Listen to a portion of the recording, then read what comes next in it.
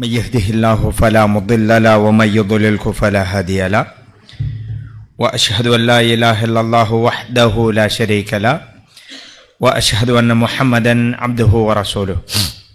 قال الله تعالى في محكم التنزيل: يا أيها الذين آمنوا اتقوا الله حق تقاته ولا تموتن إلا وأنتم مسلمون. எல்லாம் வல்ல அல்லாஹுக்கு சுப்ஹானஹு வ தஆலாவை போற்றி புகழ்ந்ததன் பின் பெருமானார் ஸல்லல்லாஹு அலைஹி வஸல்லம் அவர்கள் மீதும் அவர்களை பின்பற்றி வாழ்ந்த சஹாபாக்கள் தாபீன்கள் எல்லோர் மீதும் என்றென்றும் சாந்தியும் சமாதானமும் நின்று நிலவட்டுமாக. கண்ணியமிகு சகோதரர்களே, அல் குர்ஆனிலே அல்லாஹு தஆலா குறிப்பிடுகிற நேரத்தில் வஅ்புதுல்லாஹ வலா துஷ்ரிகு பிஹி ஷைஆ, அல்லாஹ்வை மாத்திரம் வணங்குங்கள், அவனுக்கு எந்த ஒன்றையும் இணை வைக்காதீர்கள் என்று சொல்லிவிட்டு அல்லாஹ் சொல்கிறான். வபில் வாலிதைனி இஹ்சானா வபிதில் குர்பா, உறவுகளோடும் நல்ல முறையில் நடந்து கொள்ளுங்கள் என்று அல்லாஹு தஆலா சொல்கிறான்.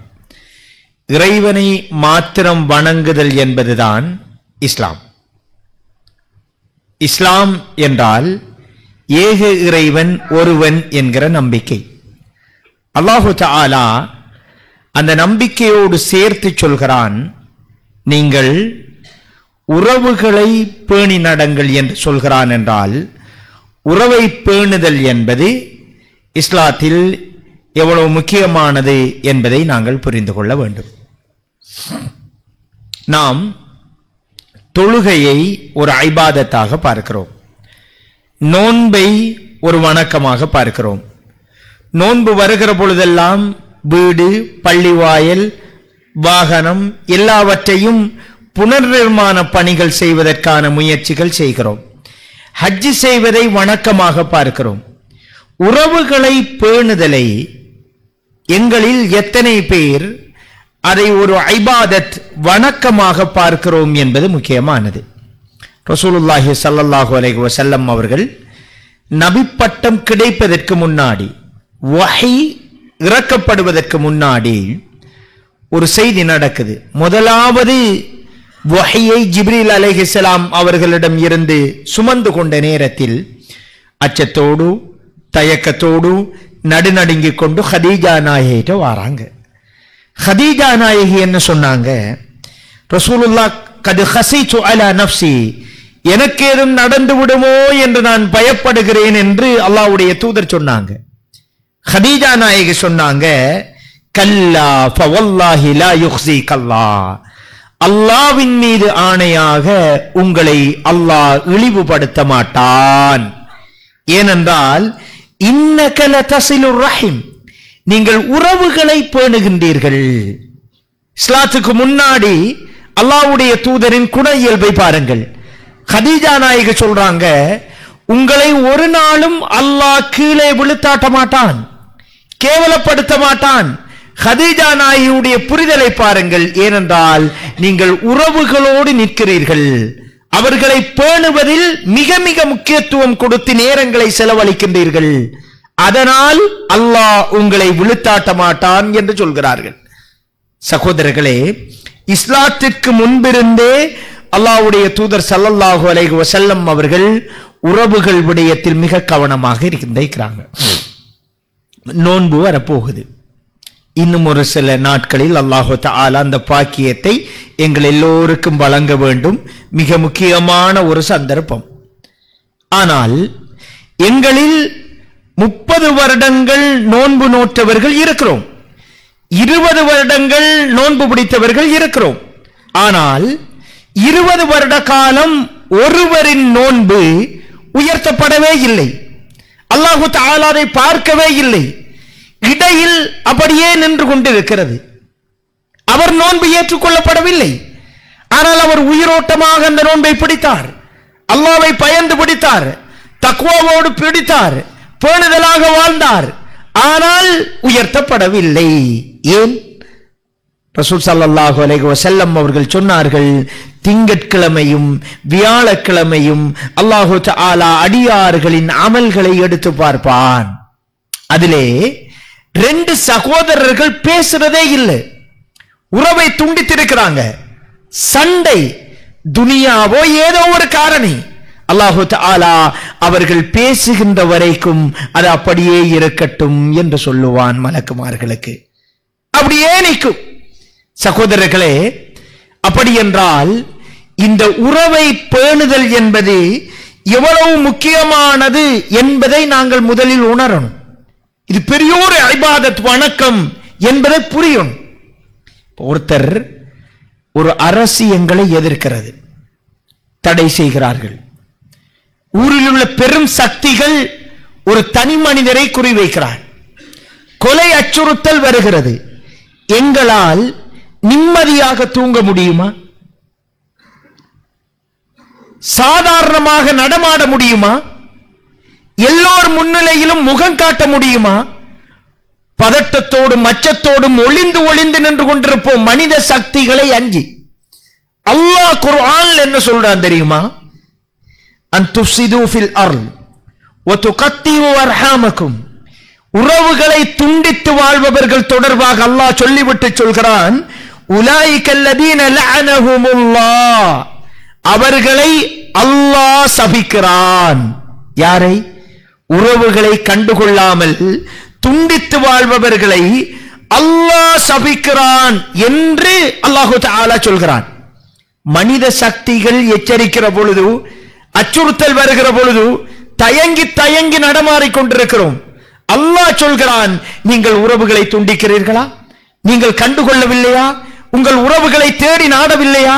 பிள்ளைகளுக்கும் அந்த உறவுகளை தொடர்பாக முக்கியத்துவத்தை ஊட்டி அதற்கான ஏற்பாடுகள் செய்யவில்லையா?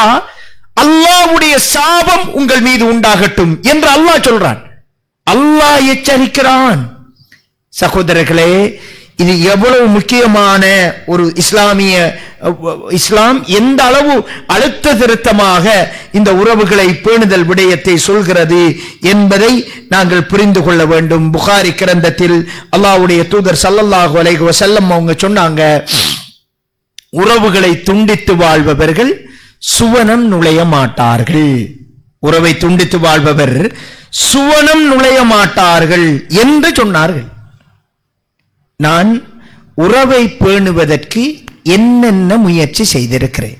இந்த ஹுத்பாவில் நாங்கள் அது தொடர்பாக யோசிக்கணும், எங்களை மீள் பரிசீலனை செய்து கொள்ளணும். உறவை பேணுதல் ஒரு இபாதத் என்பது தெரியும். ஆனால் உள்ளத்தில் தொழுகையை போன்று, ஹஜ்ஜை போன்று, நோன்பை போன்று நாங்க இதை ஒரு இபாதத்தாக எடுத்துக்கொள்ளவே இல்லை. அதான் உண்மை. உறவை பேணுவதற்கு நான் என்ன முயற்சிகள் செய்திருக்கிறேன்? என்னால் நான் 8 உம்ராக்கள் செய்திருக்கிறேன். என் இரத்த உறவு ஓட்டை குடிசையில் தவித்துக் கொண்டிருக்கிறார். அவருக்கு செலவழிப்பதில் என் மனம் கோணிக்கொண்டிருக்கிறது. நான் பள்ளி வாயலுக்கு வாரி வாரி கொடுக்கிறேன்.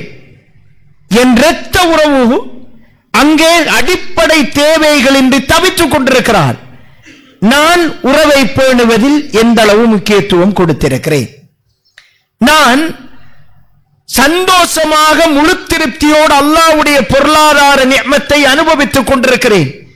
என் உறவுகள் மிக சங்கடங்களோடு கஷ்டங்களோடு நின்று கொண்டிருக்கிறார்கள். அது தொடர்பாக சிந்தனைக்கு வருவதே கஷ்டமாக இருக்கிறது. அவர்கள் மூலம் அடிக்கடி போடப்பட்டாலும் அதை ஒரு விடயமாக எடுத்துக் கொள்வதற்கு நான் தயாரில்லை. அதான் சொல்கிற பொழுது ஜமாத்துக்கு செல்ல வேண்டும் என்று நினைக்கிற உள்ளம், பொருளாதாரம் வருகிற பொழுது ஹஜ்ஜி செய்ய வேண்டும் என்று நினைக்கிற உள்ளம், ரமலான் வருகிற பொழுது சகர் செய்ய வேண்டும் என்று நேரம் பார்த்து எழும்பி சகர் செய்கிற உள்ளம், உறவுகள் விடயத்தில் இபாதத் என்று நினைத்திருந்தால் இதெல்லாம் வந்திருக்குமா? வந்திருக்கவே மாட்டாது. சகோதரர்களே, ஒரு செய்தியை பாருங்க. அல்லாஹ்வுடைய தூதர் சொன்னாங்க, அல் முஃமினுல்லதி யுகாலிதுன் நாஸ், மக்களோடு சேர்ந்து வாழ்ற ஒரு முஃமின். மனுஷனோட சேர்ந்து வாழ்ந்தா பிரச்சனை நிறைய வரும். ஏண்டா எல்லார இயல்புகளும், எல்லோருடைய வசதிகளும், எல்லோருடைய பேச்சு முறைமைகளும் ஒரே மாதிரி இல்லை. எனவே பிரச்சனைகள், சங்கடங்கள் வரும். அல்லாஹ்வுடைய தூதர் சொன்னாங்க, இந்த சங்கடங்களை எல்லாம் பொறுத்து கொண்டு ஒருவர் மக்களோடு சேர்ந்து வாழ்றார், அந்த முஃமின் இந்த சங்கடம் எல்லாம் பொறுக்க இயலாது என்று ஒதுங்கி வாழ்கிற முஃமினை விட மிகச் சிறந்தவன் என்று ஸல்லல்லாஹு அலைஹி வஸல்லம் அவர்கள் சொல்கிற செய்தியை பார்க்கிறோம். அபூபக்கர் ரலியல்லாஹு அன்ஹு அவர்கள் தெரியும் எங்களுக்கு. அவருடைய மகள் ஆயிஷா நாய் விடயத்தில் ஒரு அவதூறு செய்தி பரவுது, அநியாயமான வதந்தி பரவுது. இந்த வதந்தியை ஒரு நபி தோழரும் பேசிவிடுகிறார். அல்லாஹு தஆலா அந்த குறித்த ஆயிஷா ரலியல்லாஹு அன்ஹா அவர்கள் எங்களுடைய தாயை அவர் தூய்மையானவர் என்று குர்ஆனுடைய வசனத்துக்கு உத்தரவாதப்படுத்துகிறார். அந்த குறித்த நபர் ரலியல்லாஹு அன்ஹு அவர்கள் ரசூல் ஸல்லல்லாஹு அலைஹி வஸல்லம் அவர்களுடைய மனைவியை பற்றி பேசியவர். அபூபக்கர் ரலியல்லாஹு அன்ஹு அவர்களுடைய மகள். அபூபக்கர் ரலியல்லாஹு அன்ஹு அவங்க நிறைய உதவி செஞ்சிருந்தாங்க. இந்த பிரச்சனைக்கு முன்னாடி தனிப்பட்ட ரீதியாக நிறையவே கொடுத்திருந்தாங்க. அல்லாஹு தஆலா மகள் தூய்மையானவள் என்று உத்தரவாதப்படுத்தியவுடன் ஆத்திரம் வருகிறது, கோபம் வருகிறது. வெளியில் உள்ளவர்கள் பேசியது ஒரு பக்கம் இருக்கட்டும், என்னுடைய உழைப்பை சாப்பிட்டுக் கொண்டு என் குடும்பத்து உதவிகளை பெற்றுக் கொண்டு என் மகள் விடயத்தில் எல்லை மீறி இருக்கிறாரே, நியாயமான கோபம், ஆத்திரம் வருது. சொல்றாங்க, இதுக்கு பிறகு இவரோடு எந்த ஒட்டும் கிடையாது, உறவும் கிடையாது, எந்த உதவியும் கிடையாது, அனைத்தையும் துண்டித்து விட்டேன் என்கிறாங்க. எங்கட பார்வையில ரோசமுள்ள மனிதர்கள் எடுக்கிற முடிவு. இந்த முடிவை எடுக்காவிட்டால் நாங்க என்ன சொல்றது? ரோசம் கெட்டவன் அப்படிங்கிறது. இவர் ரோசம் கெட்டவர் அப்படி என்று நான் மானச நெருங்கவே மாட்டேன் அப்படி என்று சொல்லுவோம். ஆனால் அல்லாஹ் என்ன சொல்றான்? அபூபக்கர் ரலியல்லாஹு அன்ஹு அவர்களுக்கு உடனே அல் குர்ஆன் வசனத்தை இறக்குறான். அபூபக்கர் ரலியல்லாஹு அன்ஹு அவர்கள் விடயத்தை மையப்படுத்தி அல்லாஹ் சொல்கிறான், அலா துஹிப்பூன ஐ யக்ஃபிரல்லாஹு லக்கும், அல்லாஹ் உங்களை மன்னிக்க வேண்டும் என்று நீங்கள் விரும்பவில்லையா? கண்டுகொள்ளாதீங்க, மன்னிச்சு விடுங்க, மனிதர்தான், மன்னித்து விடுங்கள் என்று குர்ஆனுடைய வசனம் இறங்கியவுடன் அபூபக்கர் ரலியல்லாஹு அன்ஹு அவர்கள் அவருடைய மொத்த முடிவையும் மாற்றி அமைப்பதை பார்க்கிறோம். எப்பயாவது எங்களோட இரத்த உறவு எங்களை திருமணத்துக்கு அழைக்கல, எங்களை கண்டுகொள்ளல, எங்களை அவமானப்படுத்தின, எங்களோட வயதை மதித்தாவது பேசியிருக்கணும், அந்த சபையில் எனக்கு முக்கியத்துவம் கொடுத்திருக்கணும், இதெல்லாம் நடக்கல. ஆனால் இதை பொருட்படுத்தாமல் இவரோடு நல்ல முறையில் நடந்து கொள்ள வேண்டும் என்பது இவருடைய ஏவல் அல்ல, சமூகத்தினுடைய ஏவல் அல்ல. அல்லாஹ் என்னை படைத்து எனக்கு உணவளித்துக் கொண்டிருக்கிற ரப்பு சொல்கிற கட்டளை. அதற்காக நான் அல்லாஹ்வுடைய கட்டளையை மதிப்பவன், அல்லாஹ்வுடைய தூதரின் பொன்மொழிகளை மதிப்பவன் என்ற மனோநிலையில் அவர்களோடு எத்தனை பேர் உறவாடுகிறோம்? ஸல்லல்லாஹு அலைஹி வஸல்லம் அவங்க சொன்னாங்க, மன் கான யுமினு பில்லாஹி வல் யௌமில் ஆகிர், யார் மறுமை நாளையும் அல்லாஹ்வையும் ஈமான் கொண்டிருக்கிறாரோ, ரசூலுல்லாஹ் சொல்றாங்க, ஃபல்யஸில் ரஹிமஹு, அவர் உறவை சேர்ந்து நடக்கட்டும். உங்களுக்கு அல்லாஹ்வுடைய நம்பிக்கை, உங்களுக்கு அதே போன்று மறுமை நாள் நம்பிக்கை இருந்தால் உறவை தேடி நடங்க. தொழுகை லேசானது, ஹஜ் லேசானது, நோன்பு லேசானது. ஆனால் உறவை பேணுதல் என்கிற வணக்கம் கஷ்டமானது, மிக மிக கஷ்டமானது. தக்பீர் கட்டினால் தொழ முடியும், பிரச்சனையே கிடையாது.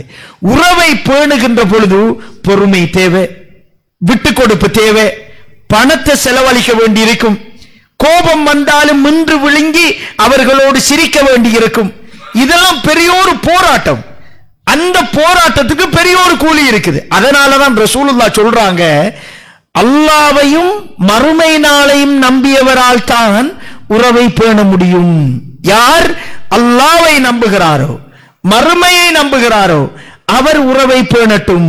அப்படி உறவை பேணல் என்றால் அவருடைய ஈமானில் குறைவு ஏற்படுது. அல்லாஹ்வுடைய நம்பிக்கை, மறுமை நம்பிக்கை தொடர்பான ஒரு குறை ஒன்று ஏற்படுது. அந்த அளவு இரண்டையும் இணைத்து ஸல்லல்லாஹு அலைஹி வஸல்லம் அவர்கள் சொல்லி இருப்பதை பார்க்கிறோம். நாங்க நினைக்கிறது உறவு பேன்றா அவங்க இது நமக்கு செஞ்சா அதுக்கு பகரமாக ஏதாவது ஒன்று கொடுக்கிறது. இதான் உறவை பேணுறது. அவரை கல்யாணத்துக்கு 1 லட்சம் வச்சு, அவர் இங்க ஒரு 5 லட்சம் கொடுத்து, வீட்டு விஷயத்துக்கு இது கொடுத்தது.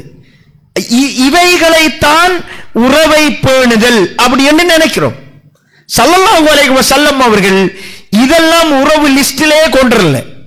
இது உறவு இல்லாத ஆட்களுக்கு நம்ம செய்யறதுதான். உறவுக்கு அதிகமா செய்யணும், அது வேற விஷயம். ரசூலுல்லாஹ் என்ன சொல்றாங்க, லைஸல் வாசிலு பில் முகாஃபி, அதாவது பகரத்துக்கு பகரமாக நடந்து கொள்பவர் உறவை பேணுபவர் அல்ல.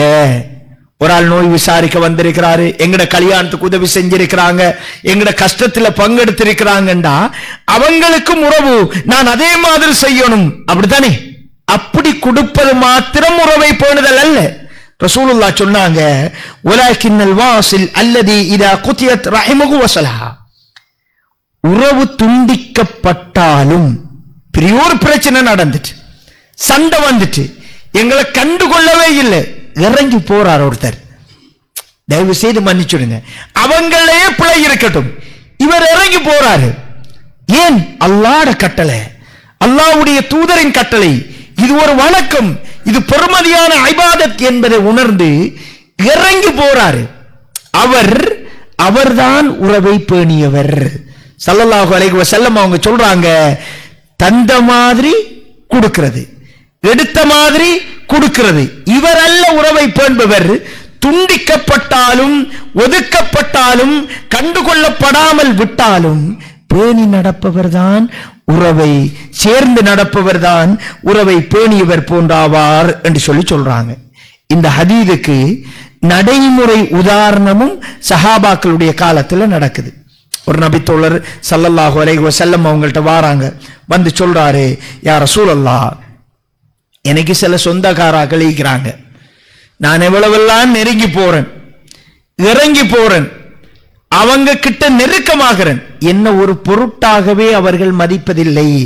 அவங்க வசதியா இருந்திருக்கலாம், அல்லது அதிகாரத்தோடு இருந்திருக்கலாம், இவர் சாதாரண ஒரு நபராய் இருந்திருக்கலாம், இவரை ஒரு சபையில் அடையாளப்படுத்துறது கூட அவங்க கூச்சப்பட்டிருக்கலாம். ரசூலுல்லாஹ் சொல்லாங்க, யா ரசூலல்லாஹ், நான் நெருங்கி நெருங்கி போனேன், அவர்கள் என்னை கண்டுகொள்ளவே இல்லை. அல்லாஹ்வுடைய தூதர் சொன்னாங்க, நீங்க அப்படியே நடந்து கொள்ளுங்க, அதுல பலமாயிருங்க, நீங்க நெருங்கி நெருங்கி போங்க. நீங்க சொல்வது போன்று நடந்திருந்தால் அவர்களின் முகத்தில் கரியை பூசிவிட்டீர்கள், நீங்க சரியான ரூட்ல இருக்கிறீங்க. அப்படி என்று ஸல்லல்லாஹு அலைஹி வஸல்லம் அவர்கள் அவர்களுக்கு வழிகாட்டி இருப்பதை பார்க்கிறோம். சகோதரர்களே, இந்த மனோநிலையில் எத்தனை பேர் நாங்க நடக்கிறோம்?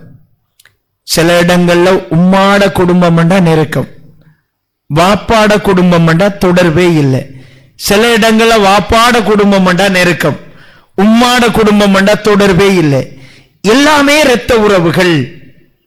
இந்த உறவுகளை பேணி நடப்பதென்றால் அதற்கு சில அடிப்படையான இயல்புகளை எங்களுக்குள் வளர்த்து கொள்ளணும். மற்ற இபாதத்துக்கள் செய்வதற்கு நல்ல நீயத்துக்களும் அந்த இபாதத் செய்வதற்கான திக்ருகளும் தெரிந்தால் போதுமானது. இஹ்லாஸ், நபி வழி, அதற்கான திக்ருகள், தொழுகை, நோன்பு, ஹஜ்ஜி, ஜகாத் எல்லாமே. ஆனால் உறவை பேணுதல் என்கிற இபாதத்தை பொறுத்த வரைக்கும் இதர சில குணங்கள் எங்களுக்குள்ள வளர்த்து கொள்ளணும். அது வந்தால்தான் இந்த இபாதத் மிகச்சரியாக நடக்கும். அதுல முக்கியமானது இந்த குரோதம், பொறாமை என்பதை அப்படியே முற்றாக அகற்றணும். அது இருந்தா மாத்திரம்தான் உறவுகள் வலுப்பெறும். குர்ஆன் அல்லாஹு தஆலா சொல்றான், சொர்க்கத்துக்குள்ள முதலாவது மனுஷன் அல்லாஹு தஆலா உள்ளே நுழைவிக்கின்ற பொழுது வனஸஅனா மா ஃபீ சுதூரிஹிம் மின் கில், அவர்களுடைய உள்ளத்தில் இருந்து குரோதத்தை கலட்டி விடுவோம். கலட்டிட்டு தான் அவங்க உள்ள போவாங்க. குரோதத்தோட சொர்க்கத்துல போனா கூட அந்த சந்தோஷத்தை அனுபவிக்க இயலாது. அல்லாஹ் சொர்க்கத்துக்குள் அனுப்புகின்ற பொழுது குரோதத்தை கலட்டி விட்டுத்தான் உள்ளே அனுப்புகிறான். இந்த குரோத மனோநிலை, பொறாமை உணர்வுகள் நிச்சயமாக உறவுகளை பெரிய அளவு பாதிக்கும். இது வந்துடவே கூடாது. ஊர்ல யாரெல்லாம் வீடு கட்டுவாங்க, ஊர்ல யாரெல்லாம் நல்ல நிலையில இருப்பாங்க, தாத்தாட புள்ளையில் ஸ்காலர்ஷிப்ல பாஸ் ஆகி தங்கச்சிர புள்ள ஃபெயில் ஆனா அதை ஏற்றுக்கொள்ள முடியாத மனோநிலை. நானான மகன் கடை துறந்தது இரத்த உறவு ஒன்று நல்லா இருந்தால் அதை ஏற்றுக்கொள்ள முடியாத ஒரு மனோநிலை. ஆதம் அலைஹிஸ்ஸலாம் அவர்களின் 2 பிள்ளைகள் பூமியில் நடந்த முதலாவது தவறு. 2 பேரும் தர்மம் செஞ்சாங்க. ஒருத்தர் தர்மத்தை அல்லாஹ் ஏற்றுக்கொண்டான், ஒருத்தரை நிராகரித்தான். இரத்த உறவு, கூட பிறந்த சகோதரர்கள். என்னுடையது மறுக்கப்பட்டு அவருடையது ஏற்றுக்கொள்ளப்பட்டிருக்கிறது. பொறாமை, குரோதம், வஞ்சகம், அதனுடைய இறுதி முடிவு கொலையிலே முடிகிறது. அப்படி என்றால் ஆதம் அலைஹிஸ்ஸலாம் அவர்களின் பிள்ளைகள் கொலையிலே முடிகிறது. இந்த குரோதமான மனோநிலை வந்துவிடவே கூடாது. அல்லாஹ் கிட்ட அடிக்கடி நாங்க கேட்கணுங்க, அல்லாஹ் அடுத்தவர்களின் வெற்றிகளை சந்தோஷமாக பார்க்கக்கூடிய மனோநிலையை தந்தருள்வாயாக. யா அல்லாஹ் அடுத்தவர்களுக்குரிய ஆற்றல்களை அதிகப்படுத்துவாயாக. என்ற உறவு, என்னுடைய இரத்தங்கள் அவர்களை நல்ல மனோநிலையில் பார்க்கக்கூடிய மனப்பக்குவத்தை தந்தருள்வாயாக என்று நாங்க துஆ செய்யணும். 2வது ஒரு விஷயம், குடும்பத்தில் கட்டாயம் ஒரு குழு இருக்கணும். அதுல மூத்தவங்க கட்டாயம் இருக்கணும். பிரச்சனைகள் என்பது தவிர்க்க முடியாதது, அது வந்தே தீரும். அதை கையாள்வதற்கும் நிவர்த்தி செய்வதற்கும் குடும்ப கட்டமைப்பில் ஒரு சரியான குழு இருக்கணும். அந்த குழு உண்மையில் ஒரு பிரச்சனையை எல்லோராலும் சீர் செய்ய முடியாது. சிலர் தீர்ப்பு சொல்ல வருவாங்க, பிரச்சனையை அணுகுவதற்கு போவாங்க, ஒரு பிரச்சனையை 3 பிரச்சனையா மாத்தி வச்சு போட்டு சத்தம் இல்லாம பேத்துருவாங்க. அதுக்கு சில நுட்பம் தேவை, அறிவு தேவை. அந்த பிரச்சனையின் மையப்புள்ளி தொடர்பாக சிந்தித்து அந்த கருத்தை முடிவை சொல்லக்கூடிய ஆற்றல் தேவை. சுலைமான் அலைஹிஸ்ஸலாம், தாவூத் அலைஹிஸ்ஸலாம், தந்தை மகன், ஒரே பிரச்சனை, ஆனால் 2 பேருடைய தீர்வும் வித்தியாசப்படுகிறது. ஒரு தீர்வும் மிக மிக சிறப்பாக அமைகிறது. இருதரப்பும் அதை ஏற்றுக்கொள்கிற நிலையில இருக்குது. ஸல்லல்லாஹு அலைஹி வஸல்லம் அவங்க தன்னுடைய பேர குழந்தை தொடர்பாக சந்தோஷமாக சொன்ன ஒரு விஷயம் என்ன தெரியுமா? ஒரு பிரச்சனை வரும், அதை இவர் தீர்வு காண்பார், இவர் நடுவராக நடுநிலை வகிப்பார். அந்த நுட்பமான சில மனிதர்கள் இருப்பாங்க. ஸல்லல்லாஹு அலைஹி வஸல்லம் அவர்களிடம் இயல்பாகவே அந்த அந்த அந்த குணங்கள் இருந்துச்சு. எங்கட குடும்பத்திலையும் அப்படியான மனிதர்களை தெரிவு செய்யணும். பொறுமையாக நிதானமாக கையாளக்கூடிய, பிரச்சனைகளை சரியாக அடையாளம் கண்டுகொண்டு அது தொடர்பாக யோசிக்கக்கூடியவர்களை வைத்து அழகான ஒரு குழு இருக்கணும். 2 நபித்தோழர்கள் ஒரு பயணம் போறாங்க. ஒருத்தர் கொலை செய்யப்படுறாரு. ரசூலுல்லாஹ்விடம் சஹாபாக்கள் எல்லோரும் அந்த சபையில இருந்தவங்க வராங்க. வந்து பிரச்சனை, கொலை எப்படி நடந்துச்சுங்கிறத பத்தி பேசுறாங்க. அதிலே சிறிய சஹாபி வயதால் அவர் பிரச்சனையை சொல்றாரு, இதான் நடந்தது அப்படி என்று. அல்லாஹ்வுடைய தூதர் கப்பிர் கப்பிர்ங்கறாங்க, நீங்க கொஞ்சம் அமைதியா இருங்க, மூத்தவர்கள் பேசட்டும். வயதில் மூத்த சஹாபாக்கள் நடந்ததை சொல்ல, இவரும் பார்த்ததுதான் அவர்களும் பார்த்ததுதான், 2 கண்கள் தான். ஆனால் ரசூலுல்லாஹ் சொல்றாங்க, வயதில் மூத்தவர் பேசட்டும். ஏனென்றால் அதில் ஒரு முதிர்ச்சி இருக்கும், அதில் ஒரு பக்குவம் இருக்கும். பிரச்சனையின் மையப்புள்ளி தொடர்பாக அவர்கள் பேசுவார்கள். சிலருக்கு அது வயதானாலும் வரல, அது அல்லாஹ் கொடுக்கிற பெரிய ஒரு நிஅமத். ஒரு குடும்பத்தில் அப்படி ஒருத்தர் கிடைச்சா அது பெரிய ஒரு பாக்கியம். உங்களுடைய பிள்ளைகளில் அப்படியான ஒருவரை அடையாளம் கண்டுகொண்டால் சிறிய அன்பளிப்புகள் கொடுத்து அதில் ஆர்வம் காட்டுங்கள். 3 பிள்ளைகள் இருக்கும், கடுமையான சண்டை போகும். ஒரு பையன் சின்ன பையனாய் இருப்பான், அவன் போய் தாத்தா, தங்கச்சி, நானா, தம்பி எல்லோரையும் சமாதானப்படுத்தி ஒரு தீர்வு சொல்லி அப்படியே வச்சுடுவான். அவர்தான் இந்த குடும்பத்தை கடைசி வரை இன்ஷா அல்லாஹ் தாங்கி பிடிக்கக்கூடிய ஆற்றலை அல்லாஹ் கொடுத்திருக்கிறான். அப்படியான மனிதர்களை அடையாளம் கண்டுகொண்டு கட்டாயம் குடும்பத்திற்கு ஒரு குழு இருக்கணும். எங்கட நல்லது கெட்டது பேசணும், யாருக்கு என்ன செய்யணும் என்கிற தொடர்பாக நாங்க பேசணும். இது பெரிய ஒரு இபாதத். எதிர்வருகின்ற ரமலானில் எல்லோரும் இது தொடர்பாக கட்டாயம் யோசிக்க வேண்டும் சகோதரர்களே. அல்லாஹு தஆலா இதை ஒரு இபாதத்தாக பார்க்கக்கூடிய மனோநிலை எங்களிடம் வரணும். எத்தனையோ இரத்த உறவுகளுக்கு மத்தியிலே கோர்ட்ஸ்ல வழக்கு போகுது, பல ஆண்டுகளாக அந்த வழக்கு போகுது. இந்த குழு ஒன்று இருந்திருந்தால் அந்த வழக்கையே தவிர்த்திருக்கலாம், நல்ல நிலைமைகளை உருவாக்கி இருக்கலாம். அல்லாஹு தஆலா அருள் செய்ய வேண்டும் அப்படியான அணுகுமுறைகளுக்கு. கண்ணியமிக்க சகோதரர்களே, மூன்றாவது ஒரு அம்சம், அதிக எதிர்பார்ப்புகள் அல்லது எப்பொழுதும் உறவுகளுக்கிடையில் ஒரு பலமான தொடர்பு இருக்க வேண்டுமாக இருந்தால் ஒரு சிறிய இடைவெளி என்பது அவசியமானது. ஒரு செடிக்கும் இன்னொரு செடிக்கும், ஒரு தென்னை மரத்துக்கும் இன்னொரு தென்னை மரத்துக்கும் இடையில் அது செழித்து வளர வேண்டுமாக இருந்தால் ஒரு இடைவெளி தேவைப்படுகிறது.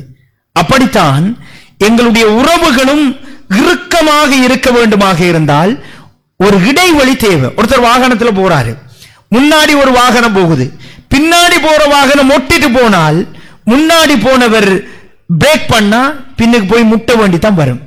ஒரு இடைவெளி இருக்கிற பொழுது அவர் நிப்பாட்டினாலும் எங்களால் முட்டாமல் பயணிக்க முடியும். ரசூல் ஸல்லல்லாஹு அலைஹி வஸல்லம் அவர்கள் இந்த நடைமுறையை தன் வாழ்நாளில் கையாண்டார்கள்.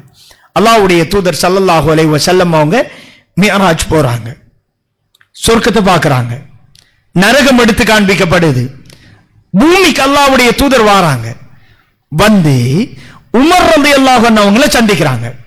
உமர் ரலியல்லாஹு அன்ஹு அவர்களுக்கு சொல்றாங்க, உமரே, உங்களோட மாளிகையை சொர்க்கத்துல நான் பார்த்தேன், ஆனா நான் உள்ள போகலங்கிறாங்க. உங்களுடைய ரோசம் எனக்கு ஞாபகம் வந்தது. உமர் ரலியல்லாஹு அன்ஹு அவர்கள், யா ரசூலல்லாஹ், உங்கள் விடயத்தில் நான் ரோசப்பட்டிருப்பேனா என்று அழ ஆரம்பித்து விட்டார்கள். ஏன் யா ரசூலல்லாஹ், பாரு, உங்கள் விடயத்தில் நான் ரோசப்படுவேனா? ரசூலுல்லாஹ்க்கு தெரியும் உமர் என் மீது உயிரையே வைத்திருக்கிறார், எனக்காக உயிரை கொடுப்பார் என்பதெல்லாம் அல்லாஹ்வுடைய தூதருக்கு தெரியும். தெரிந்திருந்தும் அந்த இடைவெளிகளை அதுதான் உறவுக்கு வலி சேர்க்கும். என்னதான் நானா, என்னதான் தம்பி அப்படி என்றிருந்தாலும் அதீத எதிர்பார்ப்புகள், இடைவெளி இல்லாத உறவுகள், நான் கனவுல நினைக்கல இப்படி செஞ்சிட்டாங்க அப்படி அம்மாங்க, அப்படி அல்ல. யதார்த்த வாழ்வு என்கிற ஒன்று இருக்குது. அது தொடர்பாக நாங்கள் அந்த குழு ஊடாக சில அறிவூட்டல்கள் குடும்பத்துக்கு கொடுக்கப்பட வேண்டும்.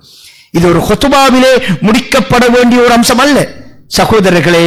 இது முக்கியமான ஒரு இபாதத். நாளை மறுமையிலே இந்த இபாதத்தை சரியாக பேணியவர்கள் நிச்சயம் இன்ஷா அல்லாஹ் சுவனத்தில் மிகப்பெரிய அந்தஸ்தில் இருப்பார்கள்.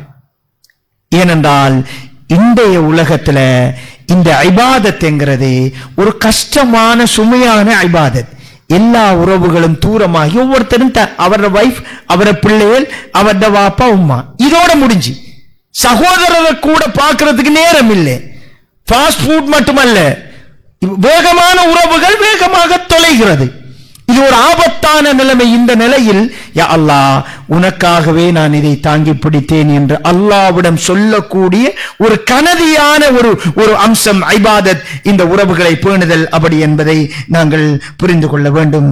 அதே போன்று கண்ணியமிகு சகோதரர்களே, இன்னும் ஒரு அம்சம், அதாவது முக்கியமான ஒரு விடயம், எங்களுடைய உறவுகளில் மிக மிக பலமானது எங்களுடைய பெற்றோர்கள். அவர்கள் தொடர்பாக நாங்கள் அல்லாஹ்வை அஞ்சிக் கொள்ள வேண்டும். எங்களுடைய மனைவியை விட எங்களுக்கு நெருக்கமானவர்கள் எங்களுடைய கூட பிறந்த சகோதரர்கள். அது தொடர்பாக நாங்கள் மிக கவனம் எடுக்க வேண்டும். இஸ்லாமிய பார்வையில் இவர் பெரியவரா அவர் பெரியவரா என்றால் பொதுவாக நாங்கள் ஒருவரை சொல்லிவிடுவோம். ஆனால் இஸ்லாம் அப்படி சொல்லவில்லை. வேறு ஒருவரை அடையாளப்படுத்துகிறது, இவர்தான் பெரியவர் என்று.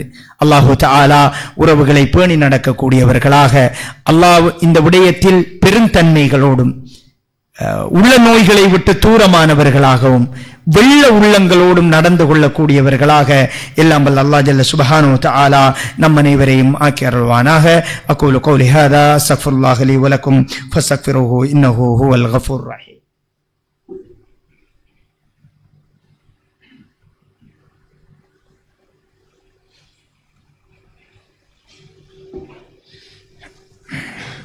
الحمد لله வஸ்ஸலாத்து வஸ்ஸலாமு அலா ரசூலில்லா முஹம்மது இப்னு அப்துல்லாஹ் அம்மா பஅத்.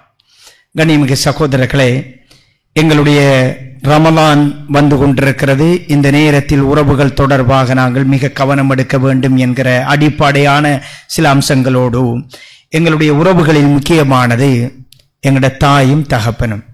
அல்லாஹ்வுடைய தூதரிடம் ஒருத்தர் வாரார், யா ரசூலல்லாஹ் மன் ஹக்குன் நாஸி பிஹுஸ்னி ஸஹாபத்தி யா ரசூலல்லாஹ், அல்லாஹ்வுடைய தூதரே, நான் மிகவும் உறவாடுவதற்கு மிக மிக தகுதியானவர் யார்?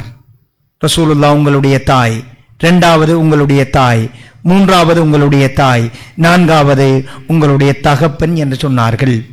நாங்கள் எல்லோரும் புரிந்து வைத்திருக்கிறோம் தாயையும் தகப்பனையும் பார்க்க வேண்டும் என்று. ஆனால் அவை எல்லாவற்றையும் மெட்டீரியல் திங்ஸோட சுருக்கி வச்சுக்கிறோம். தாயை பார்க்கறது, தகப்பனை பார்க்கறதுண்டா ஹஜ்ஜிக்கு அனுப்புறது, உம்ராக்கு கூட்டிட்டு போறது, நோய் வந்தா மருந்தெடுத்து கொடுக்கிறது, பெருநாள் வந்தா ஆடை எடுத்து கொடுக்கிறது, மாதா மாதம் செலவுக்கு காசு கொடுக்கிறது. இவைகள் கவனிப்பு என்று நினைக்கிறோம். இவையெல்லாம் கவனிப்புகள் தான். ஆனால் இவை எல்லாவற்றையும் விட மேன்மையான ஒரு விஷயம் இருக்குது. ஏனென்றால் இதுதான் கவனிப்பு. அப்படி என்றால் இஸ்லாம் உங்களோட தாய் தகப்பனைத்தான் கடுமையாக பார்க்கணும் என்று சொல்லுது. இதுதான் கவனிப்பு என்றால் உம்மாவுக்கும் பாப்பாவுக்கும் செலவழிக்கிறத விட கூட எங்கட மனைவிக்கும் பிள்ளைகளுக்கும் நாங்க என்ன செய்யறோம்? செலவழிக்கிறோம். உம்மாவுக்கு ஒரு 65-70 வயதானால் ஒரு நோய் என்று வந்தால் வயதாகிட்டு இதுக்கு பிறகு பெரிய செலவழிப்பு தேவையில்லைங்கிற மனோநிலைக்கு பலர் வாராங்க. அதுவே மகனுக்கு ஒரு பிரச்சனை என்றால் கொழும்பு இந்தியா நோக்கி போகலாமா என்று சொல்லி யோசிக்கிறாங்க. உம்மாவுக்கு ஒரு மருந்து எடுத்து கொடுக்கிறதும் அல்லது பெருநாளில் ஆடை வாங்கி கொடுப்பதும் ஒரு 5000 ரூபாய்க்குள்ள வாப்பா அம்மாவுக்கு முடிஞ்சிடும் 10,000 ரூபாய். மகனுக்கும் மனைவிக்கும் 50,000 ரூபாய்க்கு உடுப்பெடுக்க வேண்டிய ஒரு சூழல் இருக்குது. இதுதான் கவனிப்பு. அப்படி என்றால் முதற்தரமான கவனிப்பை என் பெற்றோருக்கு நான் கொடுக்கவில்லை, இரண்டாம் தரமான மூன்றாம் தரமான கவனிப்பை தான் கொடுக்கிறேன். அப்படி என்றால் தவறைத்தான் நாங்கள் செய்து கொண்டிருக்கிறோம். இதுவல்ல கவனிப்பு. பெற்றோர்களும் உண்மையில் எங்களிடம் அதை எதிர்பார்க்கவும் இல்லை. நீங்கள் குர்ஆனை படித்து பார்க்கலாம், ஹதீஸை படித்து பார்க்கலாம். அல்லாஹு தஆலா மனைவி தொடர்பாக சொல்கிற நேரத்தில் மனைவிக்கு இருக்க கொடுங்கள், உண்ண கொடுங்கள், ஆடை வாங்கி கொடுங்கள் என்றெல்லாம் சொல்லப்படுகிறது, அறிவூட்டப்படுகிறது.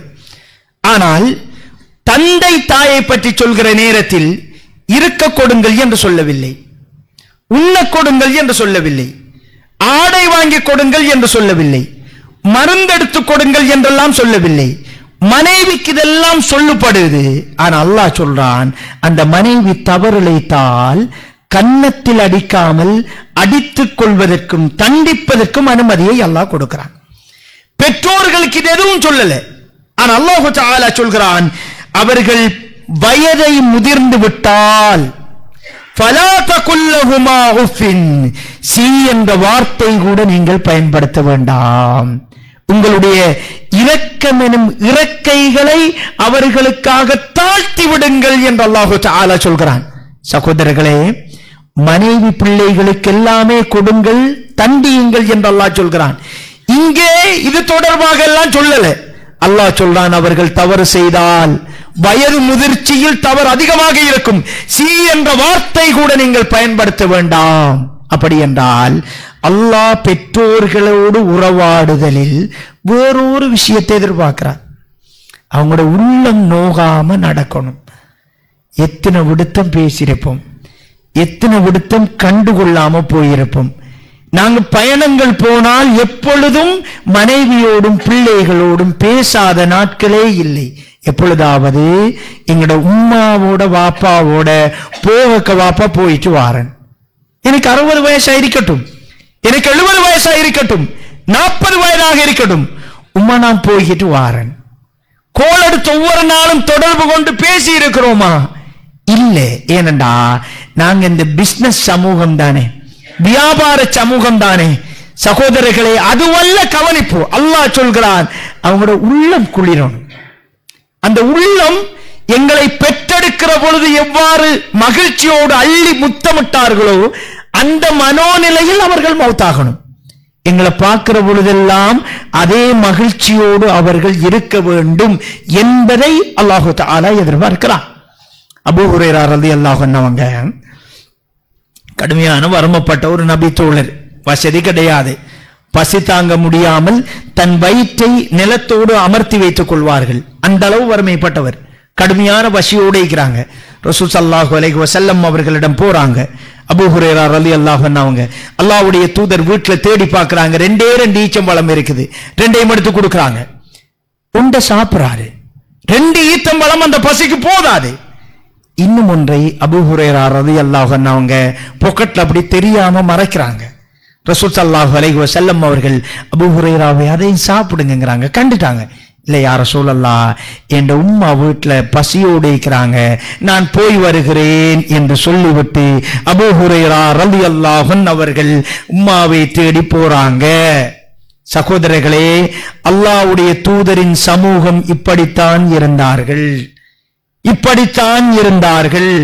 எங்களுக்கு தெரியும் குகைவாசிகளுடைய சம்பவம். 3 பேர் குகைக்குள்ள மாட்டிட்டாங்க. அதுல ஒருத்தர் என்ன சொல்றாரு, ஒருத்தர் சொல்றாரு அவர் செஞ்ச பெருமதியான அமல், குகை வாசல் அப்படியே திறக்கப்படுது. என்ன சொன்னார், எனக்கு பெற்றோர்கள் இருந்தாங்க, வயதான பெற்றோர்கள், நான் பால் கறந்து வந்தால் அவருக்கு கொடுத்துட்டு தான் பிள்ளைகளுக்கு கொடுப்பேன், அது என்ற வளமை. நான் ஒரு நாள் பாலை கறந்தெடுத்து வந்தேன், யா அல்லாஹ் என் உம்மாவா தூங்கிட்டாங்க. அந்த நேரத்தில் அவர்கள் எழும்பும் வரைக்கும் நான் எழுப்பாட்டி கொடுக்கல, அவர்கள் தூக்கத்தில் இருந்து எழும்புகின்ற வரைக்கும் அந்த பாத்திரத்தோடு நான் அவர்களை காத்து கொண்டிருந்தேன். யா அல்லாஹ், உனக்காகவே இதை நான் செய்தேன் அப்படி என்றாங்க. இப்படி செய்யறோமா? எப்பயாவது வாப்பாக்கு குளிப்பாட்டி விட்டு இருக்கிறோமா? எப்பயாவது உம்மாவை குளிப்பாட்டி விட்டு இருக்கிறோமா? எப்பயாவது அவர்களின் தலைகளில் எண்ணெய் தேய்த்து விட்டு இருக்கிறோமா? இதெல்லாம் அவர்கள் நமக்காக செய்தது. எங்களுடைய பாதங்கள் பூக்களை மிதிக்க வேண்டும் என்பதற்காக வியர்வையில் தத்தளித்தவர்கள், பல வழிகளை எங்களுக்காக சுமந்தவர்கள். அல்லாஹ்வுடைய தூதர் சொன்னார்கள், சுவர்க்கத்தில் வாசல் உங்களுடைய தகப்பன், உங்களுடைய, அதாவது சுவர்க்கத்தில் முக்கியமான ஒரு வாசல் உங்களுடைய தகப்பன், அது உடைந்து விட்டால் ரசூலுல்லாஹ் சொன்னாங்க, வயதான பெற்றோர்கள் இருந்தும் யார் சுவனம் செல்லவில்லையோ அவர்களின் மூக்கு மண்ணை கவ்வட்டும், மூக்கு மண்ணை கவ்வட்டும். பெரியோரு சான்ஸ். வயசான பெற்றோர், ஹாஸ்பிட்டல் இருக்கிற பெற்றோர் எனக்கு கிடைச்சால், படுத்த படுக்கையில் இருக்கக்கூடிய தாய் தகப்பன் எனக்கு கிடைத்தால், நான் செய்கின்ற மிகப்பெரிய அமலதான். அந்த நேரத்தில் அவர்களை நானே குளிப்பாட்ட வேண்டும், நானே கழிவு விட வேண்டும், நானே சுமக்க வேண்டும் என்பது பெரியோர் பாக்கியம். சகோதரர்களே, என் வாப்பா அம்மா நான் நல்லா இருக்க உயிரோடு கிடைச்சிருக்கிறாங்கிறது பெரியோரு, உங்களுக்கு கிடைத்திருக்கிற பெரிய சொத்து வாகனம் அல்ல, வீடு அல்ல, அதிகாரங்கள் அல்ல, இன்னொரு அம்சங்கள் அல்ல, உங்களுடைய தகப்பனும் தாயும் தான். அதுதான் உங்களின் பெரும் சொத்து என்பதை உணர்ந்து கொள்ளுங்கள். எல்லாம் அல்லாஹ் ஜல்ல சுப்ஹானஹு வ தஆலா தாய் தகப்பனை மதித்து நடக்கக்கூடியவர்களாக, அவர்களுடைய உள்ளங்கள் குளிரக்கூடிய விதத்தில் நடக்கக்கூடியவர்களாக நம் அனைவரையும் ஆக்க வேண்டும். அல் குர்ஆனிலே அல்லாஹு தஆலா சொல்கிறான், வபலக 40 சனா, 40 வயதை அடைகின்ற பொழுது ஒருத்தர் துஆ செய்கிறார். எப்படி துஆ செய்கிறார்? قال ربي أوزعني أن أشكر نعمتك التي أنعمت علي وعلى والدي. இறைவா, எனக்கும் என் பெற்றோர்களுக்கும் நீ செய்த உதவிக்கு நன்றி செலுத்துவதற்கு உதவி செய்து விடுவாயாக. 40 வயதில் பெற்றோர்களுடனோடு நெருக்கமான உறவை பேணணும் என்று ஒருத்தர் நினைப்பார். அந்த நேரத்தில் பெரும்பாலும் எங்களுடைய பெற்றோர்கள் மௌத்தாகியிருப்பார்கள், அல்லது எங்களுடைய உதவிகளையும் உணர்வுகளையும் புரிந்து கொள்கிற வயதில் அவர்கள் இல்லாமல் இருக்கலாம். எனவே பெற்றோர்களை, இளைய தலைமுறையே, 18 வயது, 12 வயது, 25 வயது இளைஞர்களே, அல்லாஹ்வுக்காக உங்கள் பெற்றோர்களின் உள்ளங்கள் குளிரக்கூடிய விதங்களில் நடந்து கொள்ளுங்கள். அவர்களின் தவறுகளை ரசித்து, எங்களுடைய குழந்தைகள் மழலை பேசும், தவறான வார்த்தைகள் பேசும், நாங்கள் அதை சிரித்து மகிழ்ந்து சந்தோஷப்படுகிறோம். அந்த குழந்தை பருவத்திற்காக அது எங்களுக்கு மகிழ்ச்சியாக தெரிகிறது. உங்கள் பெற்றோர்களையும் அப்படியே பாருங்கள். அவர்களின் தவறுகளையும் சிரித்து மகிழ்ச்சி பாருங்கள். இந்த உலகத்தில் என்னை தண்டிப்பதற்கும், என்னை அதட்டுவதற்கும், என்னை கண்டிப்பதற்கும், என்னை ஏசுவதற்கும் என் தாயும் என் தகப்பனும் நான் எந்த நிலைமை சென்றாலும் தயக்கமின்றி என்னோடு பேசலாம், தயக்கமின்றி எனக்கு ஏசலாம், தயக்கமின்றி எனக்கு அடிக்கலாம், எந்த சபையிலும் என் தாயும் என் தகப்பனும் என்னை கண்டிக்கலாம் என்கிற சுதந்திரத்தை அந்த பெற்றோர்களுக்கு கொடுங்கள். எல்லாம் வல்ல அல்லாஹ் ஜல்ல சுப்ஹானஹு வ தஆலா உறவுகளை பேணி நடக்கக்கூடியவர்களாக நம் அனைவரை மாற்றி அருள்வாராக. அகூலு கௌலி ஹாதா அஸ்தக்ஃபிருல்லாஹ லி வ லக்கும் ஃபஸ்தக்ஃபிருஹு இன்னஹு ஹுவல் கஃபூர்.